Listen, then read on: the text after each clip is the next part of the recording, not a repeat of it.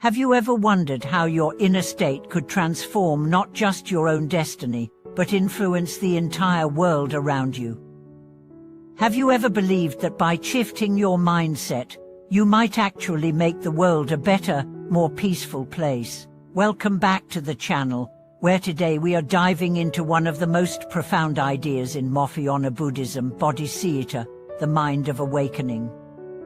We are going to explore how this single concept can turn a life of confusion into a path of clarity, and how cultivating it can ripple outward to create global harmony.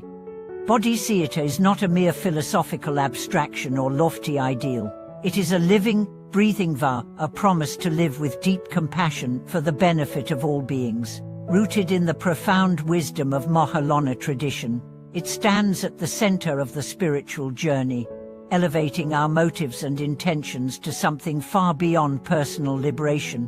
It's the fuel that drives the Bodhisattva to serve tirelessly, the guiding star that calls us to transcend selfishness. And it's more than just pursing. Its radiance can soften family conflicts, heal communities, and nurture peace where there was strife. Today, we are going to walk through the power of Bodhicitta, why it matters, and how through our own transformation we can uplift others and shape a more harmonious, balanced world. We'll unpack its essence, its cosmic implications, and the tangible steps to embodying it in everyday life. Bodhicitta, in its most distilled form, means the mind that strives for enlightenment for the sake of all beings. Unlike self-help philosophies that encourage inner change for personal gain, Bodhicitta redirects our vision toward collective awakening. It is not about climbing a spiritual ladder to escape suffering, it is about bending down to lift others up. When a practitioner takes the vow of Bodhicitta, they are saying something remarkable. I will not seek liberation for myself alone.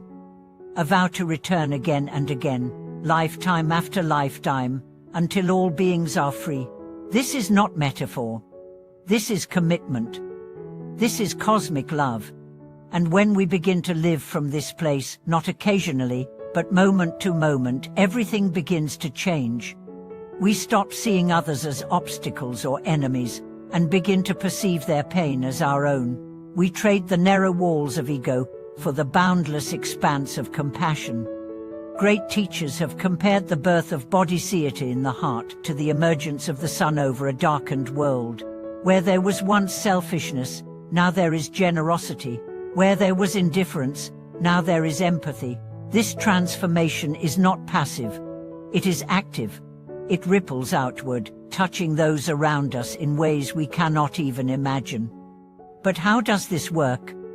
How does one internal vow to care for others influence the world beyond? To understand this, we must first explore the energetic quality of mind and intention. Science is slowly catching up to what mystics have known for centuries, that consciousness is not confined to the skull. When we hold hatred, fear, or selfishness in our hearts, it colors our speech, behavior, and relationships. When we hold love, compassion, and wisdom, it too is expressed in every interaction. A person rooted in Bodhicitta becomes a tuning fork for harmony. Their presence alone can soothe tension. Their words carry healing. Their silence can offer peace. The power of Bodhicitta is also cumulative. It doesn't just change our reactions in the present, it reconditions the mind over time. Neuroscientists talk about neuroplasticity, the brain's ability to rewire itself based on repeated patterns. Bodhicitta is like spiritual neuroplasticity.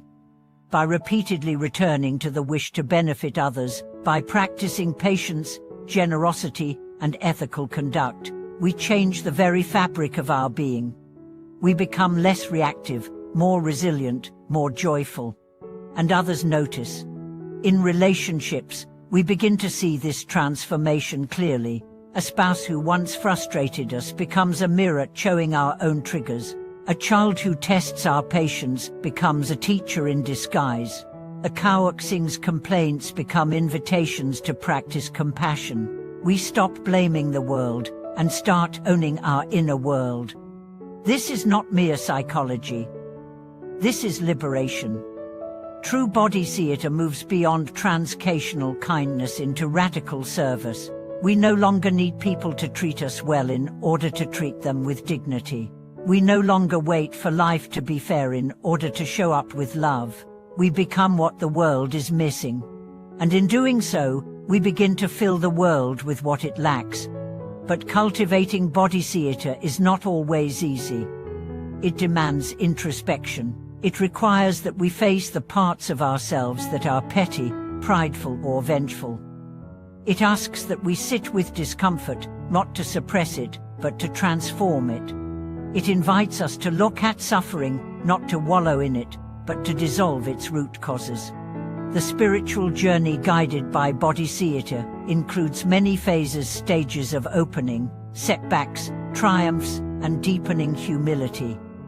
At times, it feels like a vast ocean where our small boat is tossed by emotional storms. But just as a sailor gains skill by navigating through gales, the practitioner deepens their resolve through challenges. There are countless stories of individuals who turned suffering into service through the power of Bodhicitta. One woman, after losing her child, began visiting hospitals to sit with other grieving mothers, not because she had moved past her pain, but because she could sit with theirs. Her Bodhicitta transformed her sorrow into compassion. She didn't wait until she healed to help. Helping became her healing. A monk, once a criminal, found redemption not through denial of his past, but by devoting his life to mentoring youth on the edge of destruction. His own brokenness became a bridge for others to cross. These are not saints in some mythical past. These are people among us, ordinary, yet extraordinary, because of one thing: they chose to center their lives on Bodhicitta. Imagine a world where leaders made decisions not based on profit, but on benefit for all beings. Where education taught not only facts but empathy. Where children were raised to consider others' suffering as their own. This is not utopia. This is the natural extension of Bodhicitta into society. And this begins with one person. With you, with me. Every act of compassion, no matter how small, reverberates through the web of interbeing. Every time we choose patience over irritation, generosity over greed, presence over distraction, we are shaping the field of human experience. We are modeling a way of being that the world desperately needs. We must remember that Bodhicitta is not about martyrdom, it is about maturity. It's not about burning out for others, it's about being so full of light that we can't help but illuminate others. And as we move deeper into this practice, we realize that helping others is not a detour on the path, it is the path. Their happiness becomes ours, their freedom becomes our joy. This merging of interests is not a loss of self, it is the discovery of our true self, the one not separate, but interwoven with all life. You might be wondering, can such a heart survive in the modern world? Can such idealism hold up in the face of corruption, cruelty, or crisis? Yes, because Bodhicitta is not naive. It does not ignore suffering. It embraces it. It sees things as they are and still chooses love. It is the strongest force in the universe precisely because it includes all things and excludes none. So let us ask ourselves, what would our families look like if we lived from Bodhicitta? What would our communities feel like? Our nations? The answer is not abstract, it is practical. Start today with one thought, one breath, one vow to ease suffering, no matter how small. Your journey matters. Your heart is the seed of a more peaceful world. Yet Bodhicitta is not only about noble gestures and life-altering vows. It is also cultivated in the quietest moments, often unnoticed by the world. When you pause before reacting in anger, and instead choose understanding, that is Bodhicitta. When you silently wish happiness upon someone who has hurt you, that is Bodhicitta. It lives in these subtle, intentional shifts, a softening of the heart, a surrender of pride, a gentle return to presence. The beauty of this path lies in its accessibility. You do not need wealth, education, or prestige to cultivate Bodhicitta. You only need the willingness to care. That willingness to extend your awareness beyond your own needs is the first spark. From there, practice fans the flame. In the Buddhist tradition, there are two forms of Bodhicitta: the aspiring mind and the engaged mind. The aspiring Bodhicitta is the heartfelt wish to attain enlightenment for the benefit of all beings. It is the dream, the vision, the inspiration. The engaged Bodhicitta is the embodiment of that wish through action. It is not enough to dream of a better world. We must build it through our speech, conduct, and choices. Together, these two create a path of integrity and wholeness. But aspiration alone can fade if not nourished. The world has a way of dulling our ideals, exhausting our compassion, and numbing us to suffering. That is why practice is essential. Just as a musician practices scales or an athlete trains muscles, the practitioner of Bodhicitta must refine the heart daily. We sit in meditation not to escape the world, but to return to it more grounded, more open, more courageous.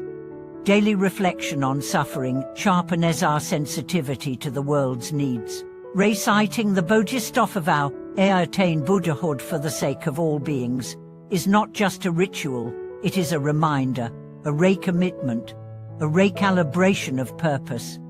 And with each act of kindness, each moment of mindfulness, we deepen our alignment with that vow. This is not a solo journey. The Sangha, or spiritual community, plays a vital role. Alone, we may lose heart. Together, we hold each other accountable to the vision. A Sangha rooted in Bodhicitta is not a group of perfect people. It is a field of mutual encouragement, forgiveness, and shared aspiration. Within such a community, transformation is not only possible, it becomes inevitable. Let us now turn to the metaphysical dimensions of Bodhicitta. Ancient Buddhist texts speak of Bodhicitta as a power that moves universes. In the Avatamsaka Sutra, it is said that even a single thought of Bodhicitta shakes the 3,000 realms. This is not poetic hyperbole. It is a direct transmission of truth that consciousness, when aligned with love and wisdom, is immeasurably powerful. There is a reason why Bodhisattvas are said to postpone their own final liberation in order to remain and serve. They have seen the truth of interdependence. They know that liberation is not truly liberation if anyone is left behind. What does this mean for you? It means that every time you meet an other's suffering with compassion, you are participating in the liberation of all beings. Every time you offer a kind word instead of judgment, you are embodying the Bodhisattva path, and every time you refuse to give in to despair, choosing hope instead, you are helping the light grow stronger. One might ask, does this mean I have to save the world? No, it means you have to stop thinking you're separate from it. That shift from separateness to unity is the essence of Bodhicitta. And in that shift, miracles begin to happen. Old habits begin to lose their grip. Addictions to power, control, blame, and fear begin to dissolve. We see ourselves not as isolated beings, but as waves in the same ocean. Suffering no longer isolates us, it connects us. Joy is no longer a zero-sum game, it is a shared celebration. We become more than individuals seeking peace. We become peace itself, incarnate in human form. There are practices that help deepen Bodhicitta. One is Tuenglen, the practice of sending and taking. In Tuenglen, we breathe in the suffering of others and breathe out healing, love, and relief. At first, this seems counterintuitive, we breathe in pain, but as we practice, we realize that this radical compassion opens us to a vast, fearless love that no longer resists pain, but transforms it. Another practice is the contemplation of the four immeasurables: loving kindness, compassion, empathetic joy, and equanimity. These 4 attitudes train the heart to remain open regardless of external conditions. They are the architecture of an awakened life. There is also the practice of rejoicing. When others succeed, we celebrate their joy as if it were our own. This counteracts envy and reinforces the truth that we are interconnected. Your joy is my joy. Your freedom is my freedom. These are not just spiritual exercises. They are revolutionary acts in a world that rewards competition, consumption, and self-interest. And this is why Bodhicitta matters more now than ever. In an age of polarization, ecological collapse, and spiritual confusion, the mind that seeks the happiness of all beings is not an ideal, it is a necessity. We must be the ones who bring gentleness into harsh spaces.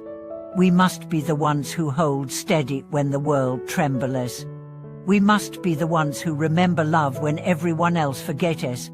And this begins not in some grand future, but in the quiet, unseen decisions of this moment. Will you forgive when it is difficult? Will you listen when others shout? Will you act from love even when you feel empty? These are the tests of Bodhicitta. And when you pass them not perfectly, but sincerely, you align with an ancient lineage of saints, sages, and warriors of the heart.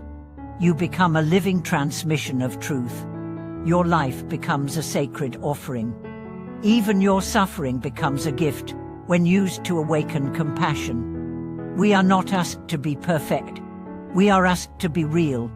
We are asked to show up, to feel, to stay open. And through that openness, the wisdom of Bodhicitta flows not from the head, but from the very marrow of being. This is not about escaping life. It is about entering it more fully, more deeply, more bravely. And when you do, you will discover something extraordinary. You will see that every act of care is a seed. You may not see it bloom, but it will. In another place. In another time. In another heart. This is the path. This is the power. This is Bodhicitta. Thank you for staying with us on this journey of the heart. If this video touched you, if it sparked a thought or stirred something in your soul, please take a moment to share your reflections in the comments. Let us build a field of compassion, one voice at a time. And if you haven't already, please subscribe to our channel. Your support allows us to continue sharing these teachings, and it means the world to us. Like, comment, and spread the light. The world is waiting for your heart, your presence, your compassion. Together, we can create a world rooted in wisdom and love.